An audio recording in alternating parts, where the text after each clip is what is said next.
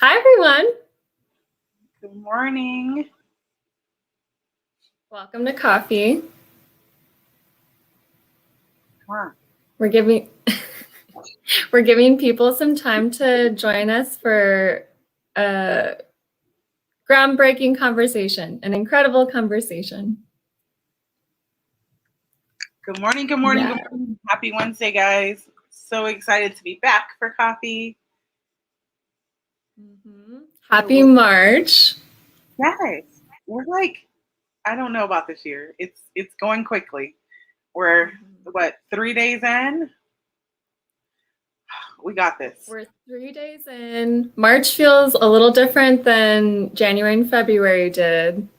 Yeah. It just feels like we're rolling with the year quickly. It's going to happen. Yeah. Who's looking ahead to June and planning their day away?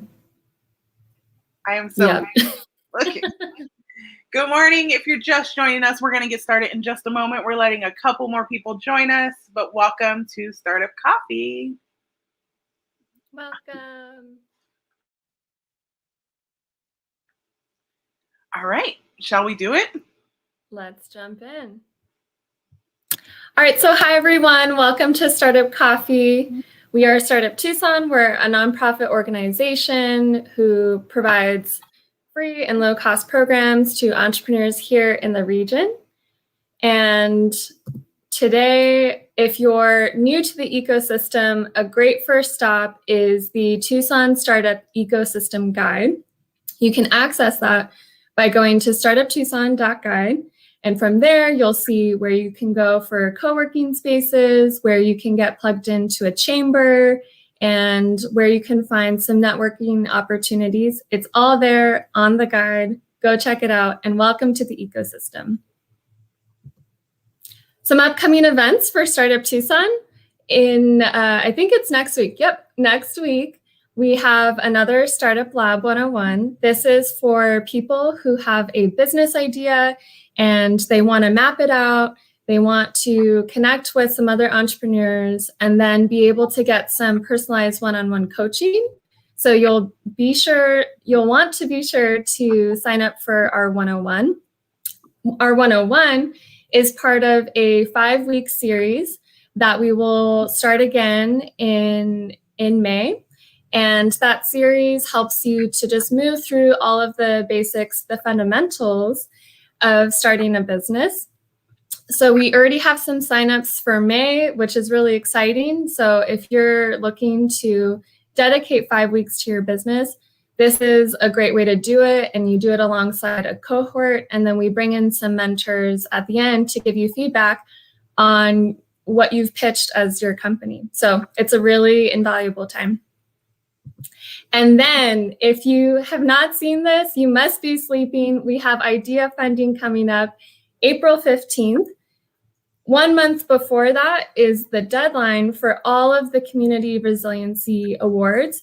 So this is the time to nominate your favorite business, even if it's yourself, with visionary leadership or innovation engine or behind the scenes pro. So we have some categories for the Community Resiliency Awards, and these are really to honor and highlight the small businesses and entrepreneurs and creatives that have just been doing, they've been putting their hearts and souls and sweat into their business to make the Tucson ecosystem what it is. So be sure, just go nominate somebody today. Maybe that's one of your takeaways. We'll have lots of takeaways, but that can be one of them.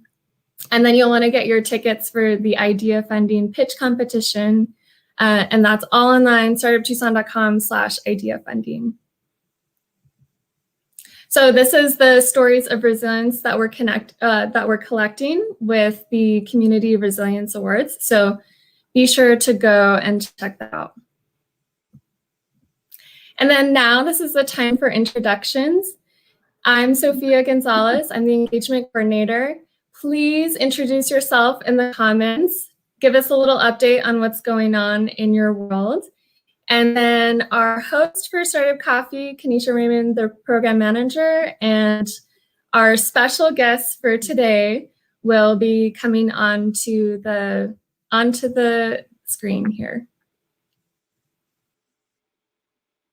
Good morning, everyone. Thank you again for joining us for our monthly Startup Coffee. Make sure you introduce yourself because we want to know who you are and what you are doing. Tell us all about your business. For today, we are so excited to have 3 amazing guests.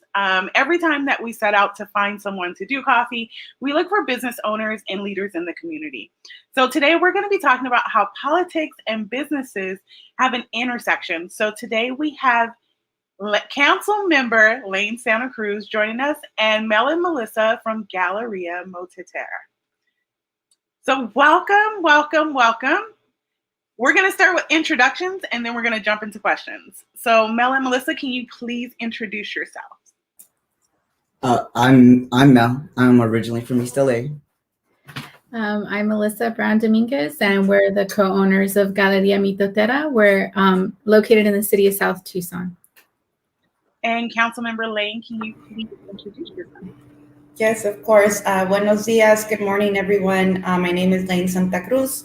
I'm born and raised here in Tucson, and I'm currently serving in my 2nd year of my first term as a Ward 1 council member for the city of Tucson, which represents the west side and the southwest side of the city.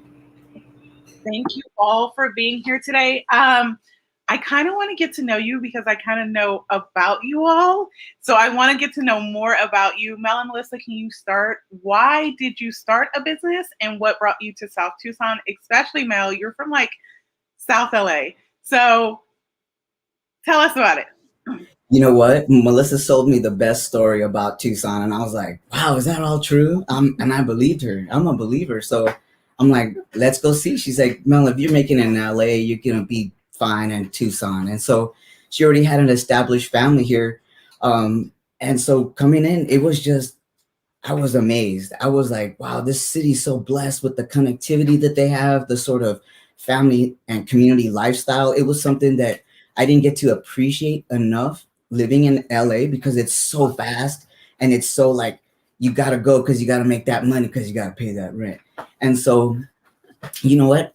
We came through, and it's been about almost 13 years now. Mm-hmm. We've seen it transform from that time. She moved here about 1996, like way back in the 1900s. And so when we came back in the 2007s, downtown Tucson wasn't even downtown Tucson yet. There was no Harkins.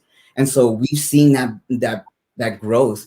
And for me, as an outsider looking in, I was like, wow, this little city of South Tucson situation is really cool. And it's such a tight spot that somebody like myself that has had a lot of experience with like community work, like self-help graphics in East LA, where they serve the artists from the surrounding areas and lift them up, you know, artists of color. So I come from that background, and then seeing that in the city of South Tucson, I was like, and not for nothing, but at the time that I came, there was not anything that I could see that was going on as far as arts and culture right there beyond the restaurant.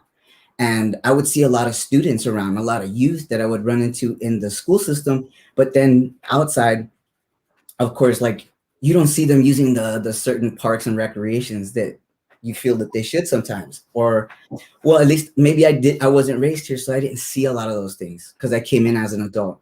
But the opportunity came up, and I said, Melissa, can you ride this wave with me?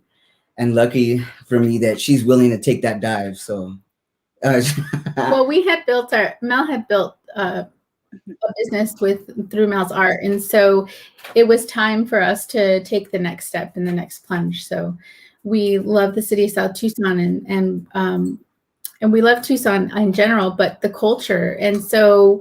You know, we have lots of friends who are business owners on North 4th, and we're like, what about South 4th? Like, that's like the cultural hub, you know? And so we were grateful to have the opportunity with Alfred Quiros, who is a retired U of A professor who owns the building that we're in, to give us the opportunity to rent space there because he wanted to see it thrive as like an art hub in South Tucson. So that's a little bit of our story. the culture in Tucson is amazing. I think that's something that like I thrive off of is no matter where you go in Tucson, like it's very cultured. And especially when I found you guys on the other side of Fourth, I was like, hey, there's something over there besides the restaurant, because I've been to the restaurant once, but it was dark, so I didn't know anything was over there. And then you had a pop-up, and I showed up, and I was like, oh, I've been back ever since. Lane, what made you run for council? I've read your background. This is not something that's there. Yeah, well, actually, being from here, you do have this, like this love and like loyalty, to the town that you're from. And so I know that for me, I left to college. I went to Alabama for 2 years on a tennis scholarship, and then came running back home because it was such a culture shock. It was a good experience for me to have, but it really made me appreciate, Tucson so much more. In that, instead of seeing how like other people are dealing with like, racial injustice or, discrimination in other places, that I needed to see, what that work meant, here in Tucson. So I came back, I went to the U of A. I got really politicized during the like 2004, 2005. We were like battling like English only legislation, at the state. We were protesting at Taco Bell, for how they paid and treated their farm workers. And then all of the, anti-immigrant, legislation that was coming from the federal government to here in the state. So I was spending a lot of time on the streets, organizing with students in high schools, walking out. And then, now our Mayor Romero, Regina, when she first ran, for Ward 1, she pulled me in, that she wanted, some youthful voices, helping represent her on the West Side. And I was like, I felt really unsure, because it was like, hey, I'm used to protesting, elected officials and calling you out, and not, working from within the system.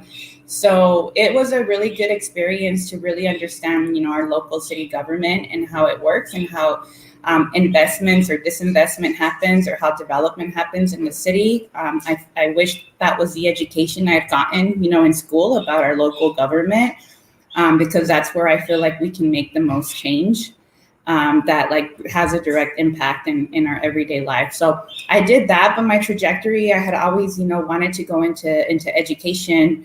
I dreamed about, having like democratic,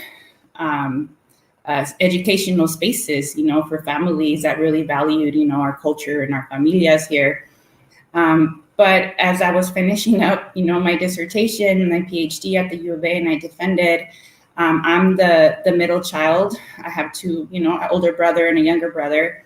My family was there. Little did I know that that was going to be the last time I saw my brother. 2 weeks later, he had an accidental fentanyl overdose, and it just, like turned my life upside down as far as like, what am I doing?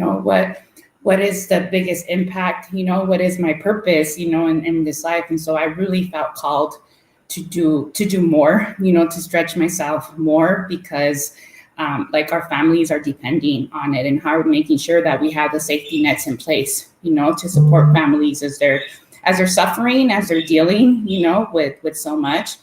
And so I got kind of pulled in, to like local politics again. And I was asked if I would consider running, for the seat. I know a lot of times with, especially as like women, queer folks, it's almost like other people see that in us than us, it's like, why would we run? Like, how would we get support? How would we even go about it?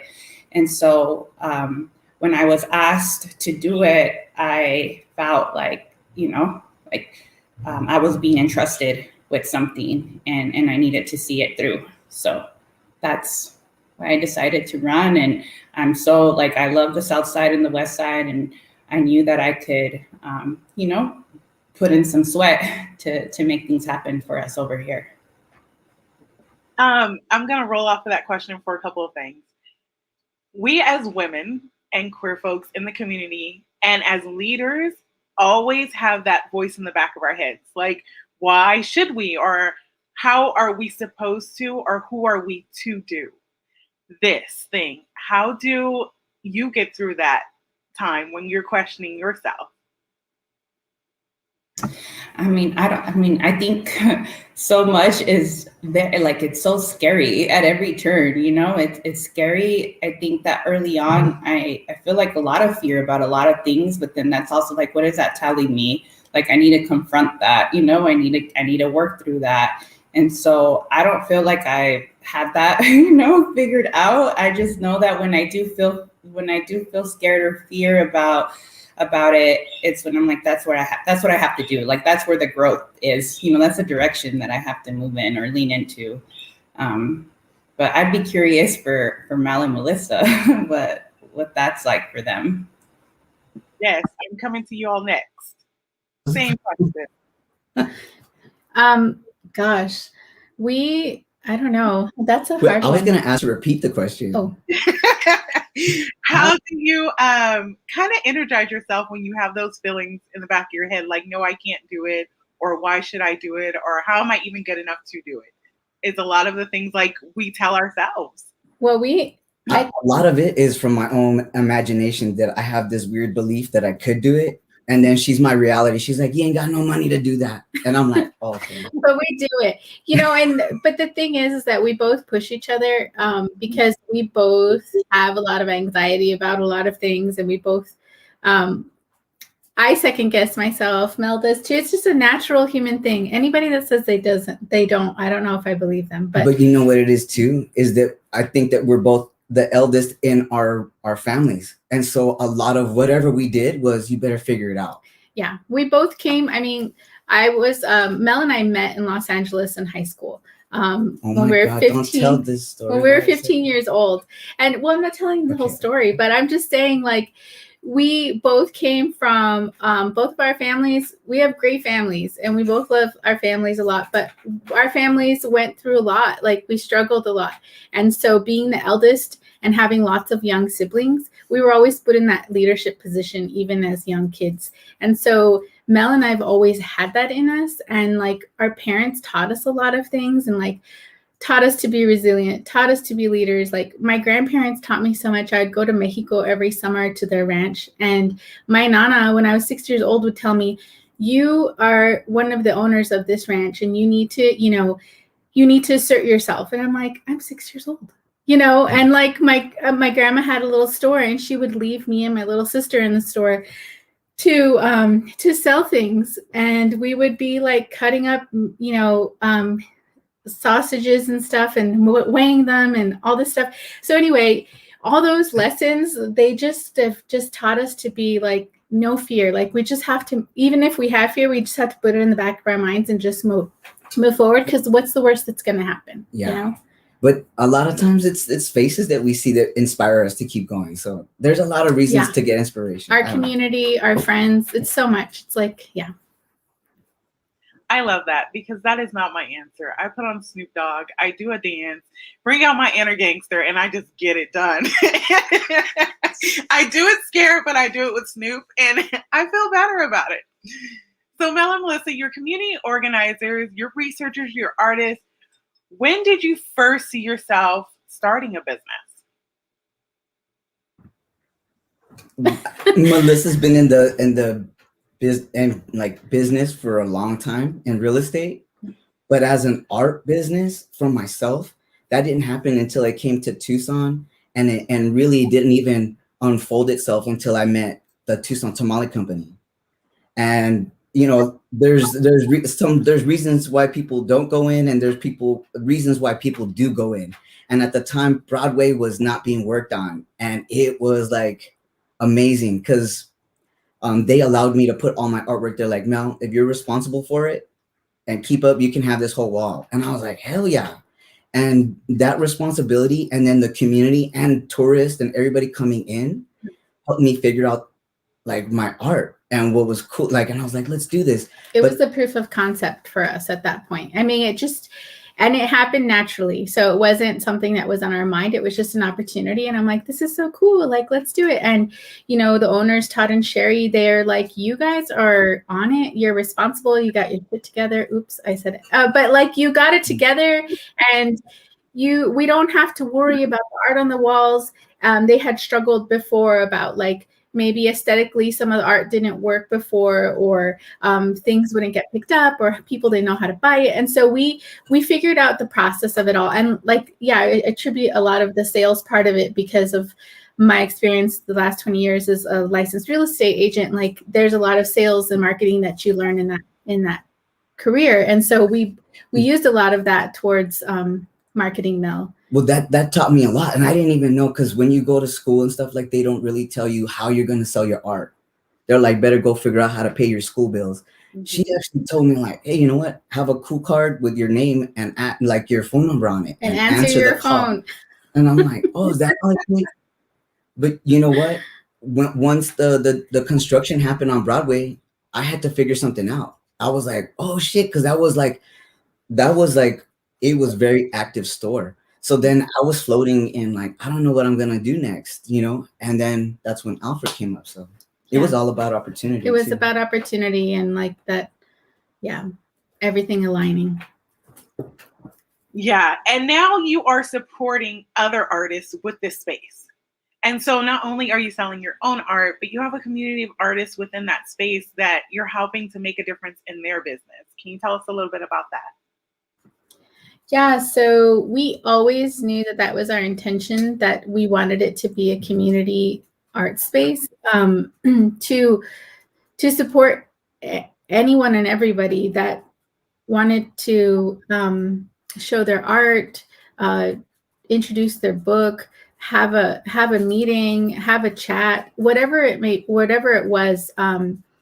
We knew we wanted to support, and we know so many artists as friends, and we saw that there was a gap of like access, because there are only so many spaces in Tucson where art can be shown. You know, there are farmers markets, but sometimes like culturally, people don't understand some artwork. And so when we've popped up in other locations, the audience that's there might not fully grasp like what we're selling, because they're like, I don't understand what hija de tu madre means, you know, like it's not culturally relevant to them. And so we knew that there was like there's need to have a space where folks. Well, Melissa's missing it, and this is what so in the Tucson Tamale, we figured out all sorts of marketing and what worked, and what worked most was people were going in to eat and didn't know they were going to buy some art. So when that opportunity came up to be then next to Minidito and then Guillermo's on American Eco and all the others that are in that little vicinity, it's a designated tourist space. So now when we have these other artists that from the surrounding other areas and artists of color, right, we're uplifting them because the tourists come in no matter if there's a virus out there or not. They've been traveling over here like no problem, where everybody that I know is hunkered down. But before the pandemic, it was nice because people that hadn't had a chance to have their artwork on display or whatnot now has an opportunity to sell to someone who's just visiting, which means that takes them into another territory, another market, and that opens the space for that artist to reinvest.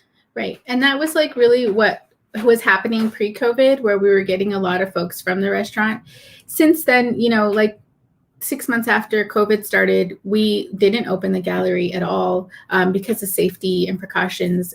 But then we felt like this sense of urgency and like this responsibility to our artists and our friends, because that was part of their livelihood too, just as much as it was for us.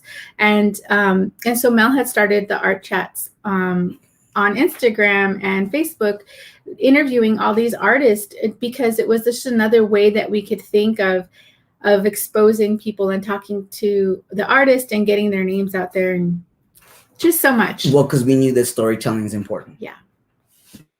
Storytelling is so important. We're in the pandemic. And Lane, I've seen you on the ground. I've seen you working with small businesses. I think I saw you the other day planting trees of some sort. And we were hard hit. Our small businesses were very hard hit, but Tucson is resilient and slated to be one of the #1 cities to return. How can we continue to be resilient? How, as a city, can we continue to support people in the city as well as businesses? Yeah, thank you, Kenisha, for that question. I think that early on, in the pandemic, and as like the city received, the CARES dollars to support our small businesses, we had like a first iteration of a program that would do 0% interest loans to small businesses. What we learned right away was that like the application for that was like 17 pages long. They asked for resumes for the people that work there, a lot of, just a lot of information that like a lot of our small business, our legacy owned businesses, it's not, the kind of accounting, that they do. We had to pivot right away, and we have to look at this differently. And maybe we need to work with the community organization like the YWCA, who already works, with especially small businesses of color and women-owned businesses to like really how do we meet and make it accessible for those businesses, because then it'll be accessible for everybody. So that was quite the learning experience. And then to also shift from like, instead of being 0% interest loans, they should just be grants. Why are we giving out loans with federal dollars that were given to us? We should make it as accessible as possible. So, I think that was a piece of it, like making sure that even at that level, we were being responsive to our small businesses. And then that we did try to include, Pima County got their own funds, and we knew that the city of South Tucson was also being left out, of any like federal assistance. So we made sure that any programs that the city of Tucson were available, to businesses and families living in city of South Tucson as well. I think, moving forward, I think we're going to need to kind of take a step back and hear where the gaps, in needs and services are to help people, move forward. And I know that a lot of our businesses, at least in the south side of our city, over 80% of them rent, the buildings, and have been renting their buildings for a long time and are not able to own it. And that's a challenge, and anything, and doing work on the buildings, expanding, trying to bring in new customers, or new markets, because they don't own it. So we have some work to do, and I'm open, to ideas that folks have on the kinds of safety nets we can have for our small businesses too. The other piece to that, that I'm really interested, that's, that I'm trying to work on, is making sure that we provide also like incentives for worker-owned, cooperatives or cooperative style, businesses, or that we can also help, some of our legacy businesses, that when the owners no longer want to continue the business, that we can help the workers, buy them out and continue the work, because we've seen a lot of, precious, just like panaderias, tortillerias, just shut down because, the folks are tired, or, their kids want to do something else. They no longer want to continue the business. And then all those workers that work there for a long time are no longer able, to continue. So yeah, just kind of coming up with other alternatives for how we can support. I like that you're jumping in and figuring out ways to support not only our newer businesses, but the legacy businesses, because those are the ones that kind of get left behind. Like, I'm tired, I'm retiring, and now there's a bunch of workers who probably invested a lot of time but can't afford to buy the owner out. So it's so important that we step up and help make that change. Sure. Mel and Melissa, South Tucson is super small. I learned this, I want to say 6 months ago from Selena, that it's like a small little box. How, as a city, are you guys supporting? Because you do have the artist space, but when people think of South Tucson, they're thinking of you guys. How are you helping new businesses come up in that space? Oh, wow. Well, it's the struggle. Okay, so the city of South Tucson is 1 square mile. So yes, it's very tiny. There is something that's right now with the way the real estate market is, prices for homes itself are going up. And then space for other businesses is hard to come by in city of South Tucson. One, because some of the buildings are, like how Lane was saying, some of, the businesses that were legacy businesses have closed. And then and this may have happened even pre-COVID, and some of those buildings are just forgotten or just not kept up for whatever reason. And so there's a lack of space for new businesses to come down into South Tucson, because Mel and I talk about this all the time. Like, it would be we see this vision, for South Fourth, and because we're on South Fourth, but it would be so awesome to have other people come in. But then when you step outside our doors and look around, there isn't a lot of space there's space. There are empty lots. There are buildings that would need to take a huge investment into them to bring them up to, a standard of living, or to be able to be commercially rented or to be purchased. And that's the thing, is it's just a lack of community space. But we're here for anybody that wants to collaborate. We have so many ideas, and sometimes we have to stop ourselves because we're we have to go to sleep now. We have a long day tomorrow. So, but I mean, we would love to see so many businesses down in South Tucson. We love to keep it well, the small way we help is, we display art. We have their art in the gift shop, and then we just set up some more pop-ups. And that's where we open the space on the outside and have a little mercadito. And those little mercaditos, I mean, I want to say that we're the least expensive place to get a spot.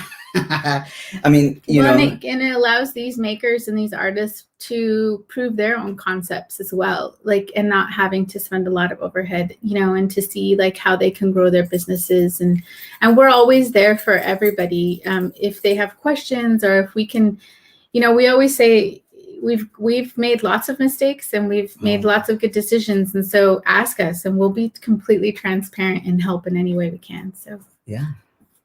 I want to jump in there because you said the small way.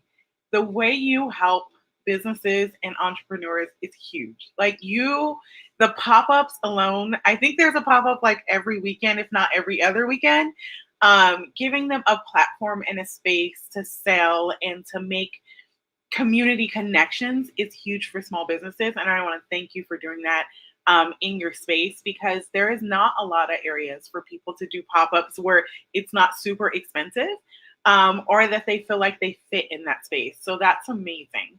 I want to talk about, since you said it, you're here to help people. Who are your mentors that have helped you this far? And are you a mentor to others? Wow, so many mentors. We have different ones. We have one, and I don't know if we have it in common, but a good friend of ours is Ken Ryan, and he was just he's just such a nice person in general. Dee Dee and Shannon with Popcycle, for sure. And there was somebody else. There's so many. I mean, honestly, we soak it in with anybody that we love, and we get so much good advice. The other day I was with Anita, who makes Bottle Rocket, and she was helping me with a project, and I'm like, Anita, I don't know what I'm doing, and she's like, let me help you. I mean, to us, it's whatever we can to help each other. And so we have so many mentors, even the younger makers and artists that we meet. They inspire us in different ways and remind us staying relevant, and we're not that old yet. We still got it a little bit. And, it's just, but a lot of our business mentors came a lot, like Mel said. Ken was my mentor in real estate. And so he taught us so much about human relationships and keeping relationships. And Mel and I are already people, like we love people. But it's just like making that connection with people and being real and being honest and open and transparent. I mean, and Mel's super honest. If anybody has ever talked to Mel, like Mel will tell you like what Mel's feeling. But for free sometimes. Yeah. But it's just about, I don't know, that we have so many. I don't even know. So many. And Lane, who has been your mentors, and are you mentoring others? I feel like I'm gonna get in trouble with that question because there's so many people, you know, to name. I mean, I could for sure say that, like, when I was talking about my brother, you know, he was like a moral compass for me. I learned how to navigate the world, you know, by watching him, you know, make mistakes, also watching him, you know, make good decisions and be really committed to his family. I have two mentors of mine at the U of A who have passed on, Dr. Richard Ruiz and Dr. Maria Teresa Velez, who were huge, you know, mentors and supporters of mine, you know, as I was, you know, in my 20s and early 30s when they passed. And so that was really difficult for me because those were like leaders that I saw that led from like behind. You didn't necessarily see them, you know, up front, but, you know, they did a lot of work behind the scenes to support people. And I always appreciated that leadership because I never saw myself as somebody that's like super charismatic or just, you know, like has a big personality. I can be reserved and I like to do work more behind the scenes. So I always feel kind of uncomfortable when I'm like up in front. But I also just have a lot of like organizers, you know, across the country that I have sought out, you know, and worked with around like strategies and how to approach problems. That has been helpful. And then even here, like specific to the city council, you know, the work when Karen Ulick first got elected into Ward 3, you know, that was big, you know, for us, you know, for me to see, you know, somebody who had dedicated their life to doing work around like payday lending and folks who were experiencing homelessness and then being also the first, you know, out, you know, gay woman to get elected. That was like, oh, you know, like just made space. And then when Regina, you know, ran for office. So those are just people that have a lot of, you know, years of experience that I know that I can lean on to help me navigate, you know, the space here. But yeah, there's so many just like Chicana women, you know, that are elders, but also that are my friends now, you know, that I lean on for support. And I like how both of you all three of you, skirted around the question of, are you mentoring others now? All three of you. I forgot about that question. No, I mean, I hope, you know, that is my hope. And then at least the way that I'm seeing that work is like even with staff, you know, making sure that we're creating an environment where they get to upskill or develop and that you get to have one-on-one time and talk through things that really I'm seeing, you know, my position as like as a way to cultivate more leaders, you know, and make this more of a leaderful space than just like there's only room for one, for sure. Thank you. I love that. Mel and Melissa? Gosh, mentors of, I think Mel does a lot of work with youth in the community. And so I've seen it firsthand where students will come in and say, Mel, I remember you said this to me. And we run into students from the university who will say the same thing. We try to, I don't know, we try you know to what? provide If it's easy to just show them and then they somehow, you know, get inspired by that and take that as the mentorship, like I'm good with that. That's why I try to do it my best, you know. I anytime, any moment that we're doing things, we try to do it because we know someone's watching. It's going to carry on and we want to make sure that that's a positive thing. Yeah. You know? And through our work with the community, we're both urban foresters and we volunteer a lot of our time with Tucson Clean and Beautiful and Trees for Tucson. And so even through that work, like mentoring people to be not, you know, there's so many different aspects of being part of your community. And then that's another thing, is like increasing our urban tree canopy is so important. That's a big initiative of the Mayor Regina right now too, is just, taking care of our land and taking care of our homes, and being part of the community together and keeping the inspiration going. Thank you. I am glad that you guys are taking the time to mentor others, because people see you in the community as leaders, and as they're going through their own struggles, they come to leaders to learn how to be a leader. And I think you guys are like the face front of that. And as long as you're continuing to help others and kind of put them in that leadership position, I think we're going to be okay in Tucson. I think we're going to be okay. Lane, under our USDA grant, we're going to be working with food entrepreneurs. Can we talk about your food justice initiative? And tell me more, what is food justice? Well, I think, a central tenet of food justice, especially when coming from, communities of color, is have like food sovereignty, just like based on decolonization, that we, we've experienced the trauma of like the dispossession of lands, and like being given commodity foods, or having food deserts in our community from having access, to like fruits and vegetables, or like quality produce, quality meats. And then, our neighborhoods are like proliferated with like liquor stores and, fast food places. And so for me, food justice means like, how are we designing our communities and neighborhoods where folks have access, to food, but then they also get to be part of that ecosystem that brings that food, to their table. So I see food as just like part of the intersection with everything else, as far as like housing and transportation, and that's kind of how we need to be thinking about it as we're making, policies, investment, development decisions at the city level. I think we don't talk about it enough. It's such an important topic that I could cover in a whole hour just with you talking about that.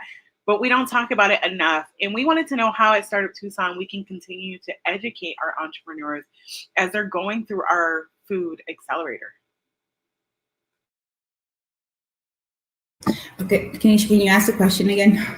Yes, we wanted to know how at Startup Tucson we can continue to educate our entrepreneurs as they're going through our food accelerator. So a lot of them are growers or they're coming into the food space. So how can we educate them about food justice so they can make better decisions in their business? Well, I think there's a lot of, like local folks here who've been doing, that work, whether it's like from within, the community food bank. And I love the approach that they've used, that it's not just Band-Aid solutions, to food insecurity, that you have to really take a systems view of why we even have food banks, to begin with. And that they've really taking on like the organizer model, to really start to make inroads on that, and that they're in their ideal world. They want to create an environment where you don't even have to have food banks anymore.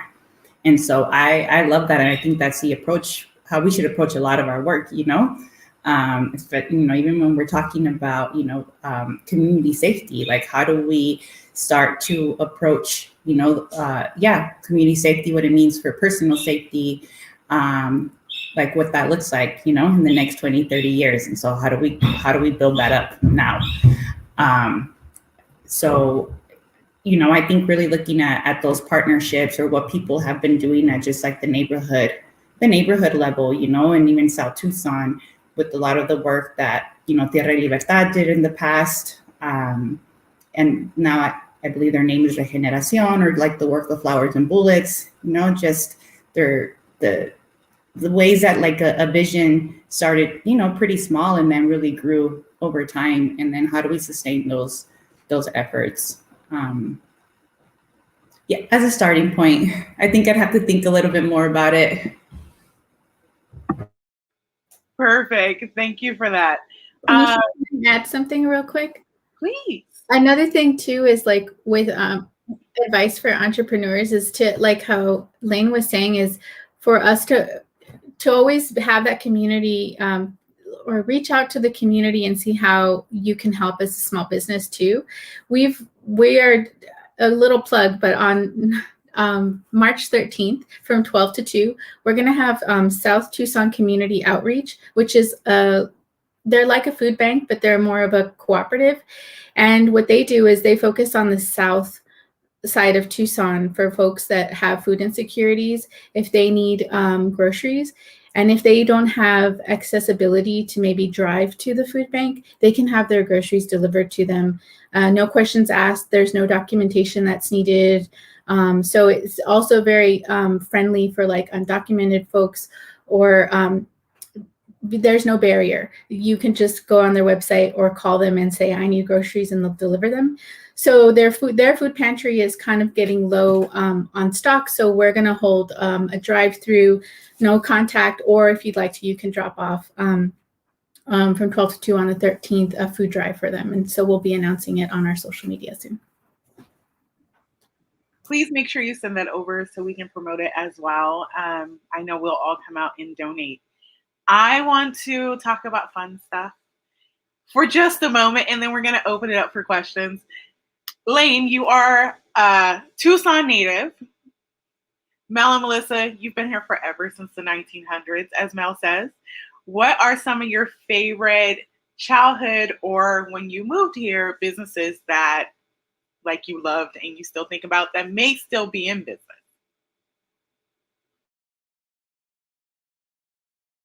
All right, I'll jump in because I can. Let's see what some of my favorites here. Well, when I was a kid growing up, I definitely spent a lot of time at Güero Canelo, because I think it was like Tuesdays or Wednesdays they'd have a Sonoran hot dog for $1, and that is my favorite food. And with $5, I could get 4 hot dogs. In high school, I I could stuff my face that way. I would go get 4 Sonoran dogs and some jamaica or chata and eat that. So that was my go-to. I used to always also like super nachos when I was a kid, and I still do. It's kind of comfort food. But yeah, I definitely would say that some of my favorites, now are like BK's, El Berraco is delicious, Mexican, well, more like Latin American seafood. And then, of course, the carne con chile at Anita's Market was always my favorite. Dang, this is a hard one. But memories so my grandparents, they lived here. So in high school, they moved here from Mexico when I was, middle school. I have so many memories of going to Güero Canelo with my grandparents. My tata loved, and that was my first experience with Sonoran hot dogs. And I'm like, dude, this is amazing. So yes, Güero, I'm with you, Lane, on that one. The other thing is we still go, is another memory with my grandparents is going to the Tanque Verde swamp meet on Saturday nights. My tata would go to get sandias all the time, and he loved looking at the herramientas, how do you say, tools. He used to love, my tata was a machinist, and so he loved tools, and my nana would get so upset. She's like, you don't need any more tools. And he's like, voy a ver, I'm going to look, I'm going to see what they have. And so it was always just like a treasure hunt with my tata, and so many memories with him going there. So we still love going. I lost my tata 6 years ago, so I love going to the Tanque Verde swap meet a lot because it's lots of memories. And then we love Estrella Bakery. Oh my gosh, they're our favorite. And Chihuahua, Mexico, the Mariscos Chihuahua on Grande, bomb. So yeah, we could go on and on. Right. When I moved here, everyone told me about the hot dogs. There was nothing else they told me about the city, but try the hot dogs. As soon as you get there, try the hot dogs. I still have not tried a hot dog yet, but I don't eat hot dogs. But one day, I'm going to cut it up and try to get it down. But every time I go, there's a place down the street. Every time I go, I smell it and I'm like, oh, I have to. And I don't do hot dogs. So now we're going to look forward. What do you want to leave in the next, say, 10 to 15 years? What is that feeling you want people to have about the work that you're doing?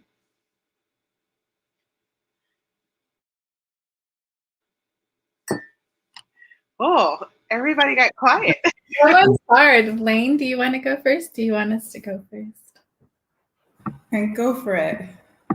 Oof. We kind of, geez, this is hard. She's not playing. She's always thinking about retiring. She's like, 20 years, I'm done. And I'm like, what I would love to see, and I know Mel agrees, is that we would love for the inspiration of having a hub like Galeria Mitotera, whatever that be, like, for other folks to want to have the same kind of feeling in the city of South Tucson and beyond, but have more of a. Can I answer? Go ahead. I know. You go. I took a bird's eye view when I first got here, and looking at 4th Avenue, we have such a special street that's been gifted to us. It's a wiggly road. So in the amount of time, 10 or 20 years, like Melissa said, the Galeria Mitotera, it's an example of placemaking. And we did a lot of little urban forestry, and it's all to motivate the walker, the passerby, not just the sometime, what do you call it, like snowbird type of style. This is for the everyday, legacy resident. And we want to inspire that so that when next time we meet, we'll be 4th Avenue's arts and culture. And there's going to be a bunch of different activities because we know so many makers, and we could see the potential. We're just connecting every day incrementally. And it's because the inspiration of leaving something like that for the youth of South Tucson, because we know that who's in your 6 degrees matters. And so whenever I do something, I want to make sure that I pass on that blessing. And so that's what this kind of looks like. And that's kind of like the forward thought that I have. All right. No, it's challenging, but I think it's always a good challenge to be asked, this question. I'm thinking about that, like, a lot of how we've come into the work at City Hall has been like, how do we make these systems better, or how do we make things better so that they're more accessible and they work for folks? As that's part of it. Like really having robust community engagement, so it isn't just a box, that the city's checking that there was some public meeting and 10 people showed up. How do we really get folks who feel so like disenfranchised from engaging with their local elected officials, to feel like they have access to that? Because so many times what happens, it's like folks who are the squeaky wheels, folks who do know how to navigate these institutions are the ones tearing down the door, trying to demand a lot of things. And the folks that really don't even know where to start are the ones who could really benefit from the support and the services that the city has. So that's on one end. I think the other piece, like, I really want to make sure that we're investing in our leaders here in our community, and that for me is our young people. That a lot of times the city's looking, or business here is looking for outside talent to bring, instead of really like building up our leaders from our community here. So I feel like we have to do a better job on that front. And really at the end of the day, that we just like really normalize us being at the decision-making table, that we make it like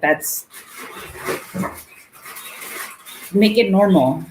Because what I do see that a lot of the people like in power, the decision makers, still don't look like the community here in Tucson. The Tucson is a majority city, but you wouldn't know that from seeing, who has power and who makes decisions. So really just shifting that's my goal, my vision, so that we have a more, just community here in Tucson. I think that's great. I want to touch on something you said because it comes up a lot when I'm talking to people in the city.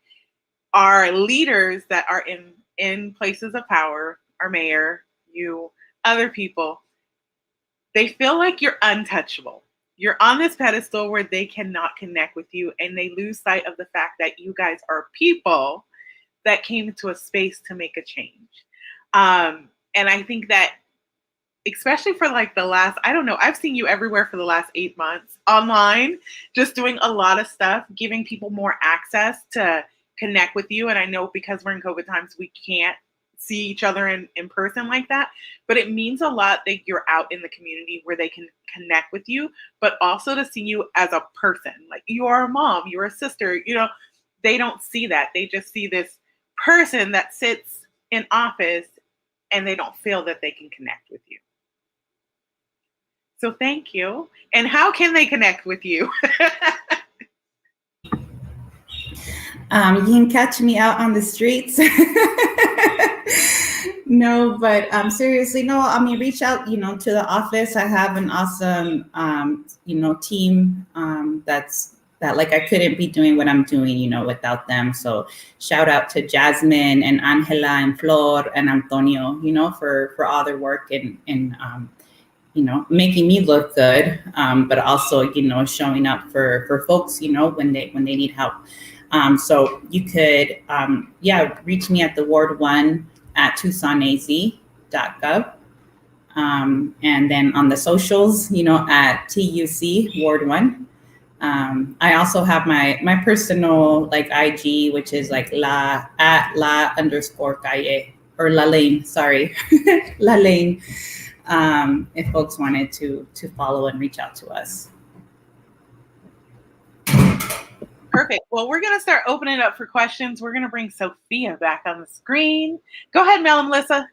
Well, we wanted to say just quickly about having the relationship with your community political leaders is so important, because Lane and Regina and Nikki Lee, they push so hard for these grants and like the grants during the pandemic, and that really helped so many. It helped us directly, so thank you, Lane, for pushing for that. Also, you know, pushing for artist grants, which was another huge sector of our community that was highly affected, and so that was another wonderful grant initiative that they put together with that federal funding that helps so many artists in this community. So, I mean, it's so important for us to like keep electing like these wonderful leaders that really are thinking about our community. That's so powerful and so important. I just want to drop my little tidbit in for the community. If you see Lane out on the street, say hi. She is a person. She is a mommy. She is an aunt. She is a sister. She is a person at first, and then we can go into everything else. Do not hound her with all the issues that are going on, but treat her as a person, please. All right, let's open it up. Thank you. Yes, this has been great. So I feel like we've all been encouraged to go out and get some ceviche this morning, go support some local businesses. And then the second thing is great encouragement to go and connect, be a good neighbor. So thank you for that.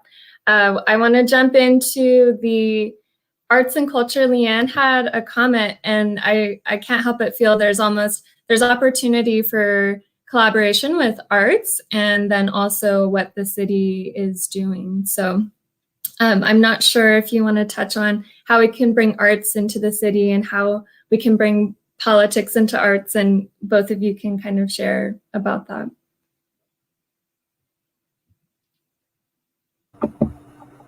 Who goes first? You can go first. Okay.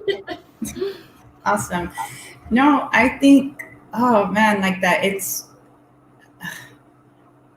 I think like using art as a medium to like get messages and information out is so critical, and we don't think about it enough. I know that I got to moderate a panel session a couple months ago around like the intersection of politics and the arts, and I think that a lot of it is like bringing, like, why can't the city employ artists, in transportation or in planning, because they're for me, they're like divergent thinkers, and helping bring solutions to the table, or think about And it's not just the aesthetics, you know, sometimes we just think about it as like beautification, you know, but it's grounded in like culture and family and community. And so I think it's really important.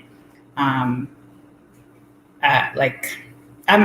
still kind of working through what that looks like more, but I think even the way that we using it as a medium for storytelling is really important. So I'll start there, and I'm sure that Mel and Melissa have a lot more ideas for what that can look like.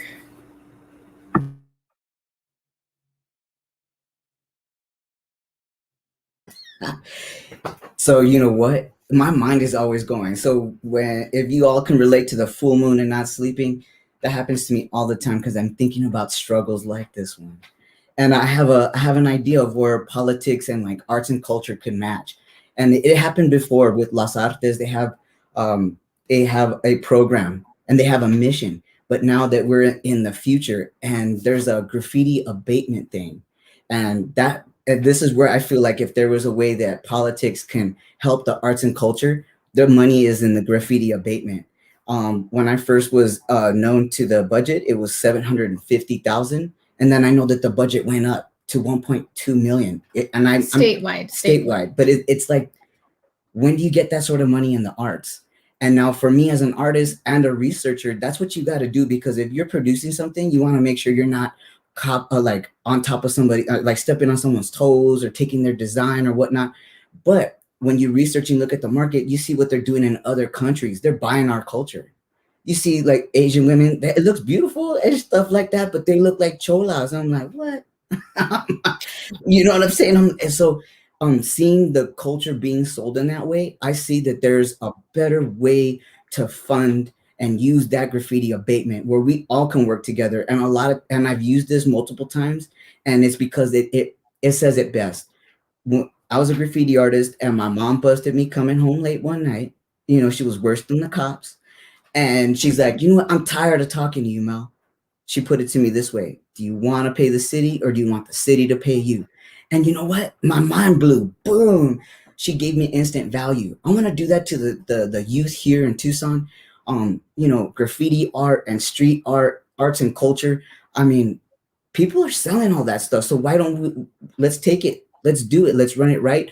Even if I had half of that budget, half of the 1.2, half of the 750, we could do so much in the 1.2 square miles. I promise you. And inspiring more local artists and more local, even graffiti artists, to apply for the public art projects that are happening in Tucson. A lot of those projects, the folks that apply to them are a lot of professional public art artists from out of state. And so we don't have a lot of this beautiful local talent. And whatever that barrier is, we still haven't figured out completely. It's a process. And so it can be intimidating to some folks, you know, the process of it. So those are some of our ideas. Talking about applying, Mel and Melissa, would you be willing to help artists apply for these jobs? Yes. Absolutely. We sometimes need help too, you know. But yes, any way we can help artists or even of the youth, like that's the other part too. Like we want to collaborate. That's the whole idea. The intention behind you know, working in 1.2 square miles is to sustain the economy there. You know, we want folks to bike and ride and walk to work and like maintain that environment. You know, if that's like a little what do you call that? Cultural center? Like, like let's make it work. Let's work together. Let's make it so people can afford to live. And I can't believe I just said that. Afford to live, right? Yeah. Yep. And then there has been a word that has been prevalent throughout this conversation and the work that you're doing, but I don't think we've used it yet. But innovation.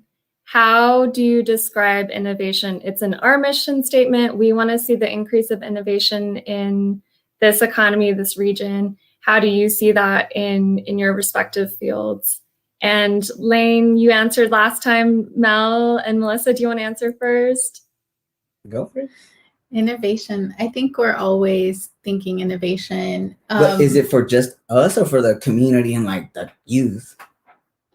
Yes, all that.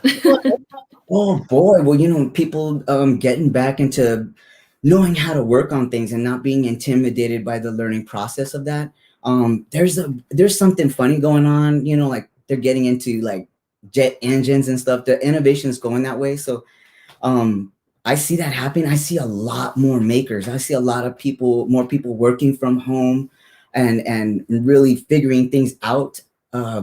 I think the innovation is, how do we get people back outside after being so quarantined? And we even know our little friends that are like 3 years old that they're shy now. Like you know what I mean? Like, and it because of this, so much of this separation and stuff like that. So I think that the innovation would be, how do we still get to use our pocket satellites and get people outside? Well, and also like just when in business, being innovative, you have to push past that fear and just try it. That's what we do. I mean, we have an idea and we just try it. And whether it fails or it opens up another door. And that's what we've been pushing a lot, especially during the pandemic. Let's just give it a shot. Let's see what happens. Let's see who supports this. Let's see what the feedback is. We're always listening too. That's another part, is always listening and being conscious and aware of what the feedback is from people and from the community, from our audience, from everybody. So yeah, it's all hand in hand. All right. Well, to jump in, Sophia, I would say that even in our approach, we started wanting to make the Ward 1 office, feel like a not so office-y government, but more like homey, that you would come in and feel like, oh, it's like I'm going into my nana's house or something, and open and really like it's a community space, like it belongs to the community. And so, that was really intentional, that we even set it up more as like co-working area, for how we all interact together and do, just like visioning and problem solving. Then the pandemic really, forced us to kind of shift and then think about what are other ways that we're going to keep, folks informed. And this is like what we tried out, with the podcast, as far as like, keeping people, like just kind of giving a voice to what we were dealing with at the mayor and council meetings, or just what was happening in our community. So, we tried that out, and we're also thinking about what it's going to look like or how it's going to like evolve from there. I just think, the same thing, like we're just trying out different things for how we want to govern and how to really bring in, voices of folks that aren't, typically engaged, in the political process. So I think it's just, a work in progress, but that is the way that we approach the work that we're doing. That's very cool. And yes, great to see the innovative work that both of you are doing in the community. I had one quick other question, and then we'll see if there's any more questions, last minute questions. How can businesses create queer affirming spaces, and also with community leaders? Does that question feel too vague to tackle? Because you can also share what you've done to do that as well.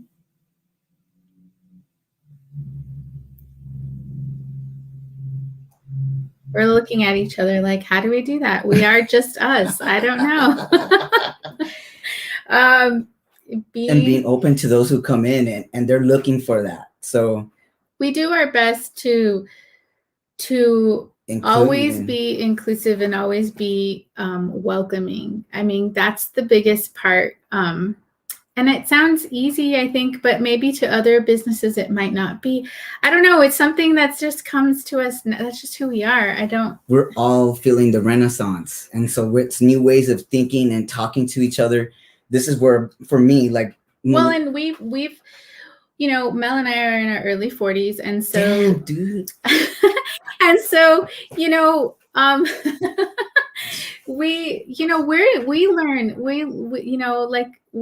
learned a lot in the last 10 years about, gender and queerness. And even though we're queer, I mean, there's so many people in our community that have taught us so much more than maybe we knew when we were growing up, or even learned about ourselves. And so it's just about like being open. I always say open and available, and making it a safe space always. That's what we pride ourselves on, especially at the Galeria, is making it a safe space for everybody and a welcoming space for everyone. Jose Jimenez mentioned to me something the other day, and he's like, he's got his own shop at Petroglyphs. Petroglyphs. At MSA. Yeah. And he said that give the folks the dignity of the process and respond lovingly. That helps a lot. Like if you don't know how to respond quick enough, think about that. And that goes to everybody, because I mean, it's all a learning process for everybody right now. I could feel the shock phase. That's why art is important, and having it available to everybody, including like on mural space, because sometimes the lack of attention to if it's a building, a piece of land, you name it, people begin to feel that, because we're not just one sensory object. We are humans, and we have the senses, and part of that sense is feeling safe, feeling the space clean, feeling, I had an older woman that would come by the shop just to smell the basil. She would just go and rub, and it made her stop for a moment, and just be like, this is a nice early walk in the morning. You know what I mean? So, yeah. It's not roses. We've got basil. I think going off of what Mel and Melissa said, it's about, like existing in these spaces, like just being who we are unapologetically, and showing up. And even in small ways, like when we do our newsletter in Spanish, we use like gender neutral, like endings, we know how gendered, the Spanish language is, or, so we'll say things like Latinx, or put an X instead of, or say ella, and we'll get a lot of pushback from folks, who read the newsletter, that's not proper Spanish, and that we're trying to mess up the language, and that, we're here to like normalize that, languages are living, evolving, communication tools, and that, we're living, we're just like we're living community and society. We're not stuck in time, in space. So I think even small ways like that, we're just kind of creating openings, for those kinds of dialogues. Very cool. Thank you for those responses. And then I think those are the questions for now. And we'll make sure to drop the links to your websites over in the comments. That way people can follow along. I have a few quick announcements. Kanisha, anything else? No, I just want to thank you all for being here. It was very important for me to connect with you all on a human level. I've seen you around. I know what you're doing, but I feel like we missed that human level connection because we're behind the Zoom and we're not out in public. And I feel like the community needed to connect with you all on a human level. So thank you for being here. I truly appreciate it. And continue the amazing work that you guys are doing in the community. Thank you so much for including us. Yes, thank you so much. And thank you, Lane. Thank you, Lane. All right. So some last minute announcements or reminders is that we kind of touched upon this with the USDA grant. So Startup Tucson is doing the Startup Tucson Food Accelerator. So if you are a grower, a food business, we're here to get that business going. So we're going to be handing out free e-commerce websites. We will have an application process for that. We're going to have an online platform to highlight all of the local food businesses and growers that are here in the Pima County and surrounding area. And then we'll be running the accelerator in the fall. So stay tuned for that. And then again, the Community Resilience Awards, the deadline is March 15th. So nominate your favorite local business nominate, and give them a shout out for what they've been doing. That is all for today. Thank you everyone for joining us for Startup Coffee, and we'll see you next time. Thank you guys.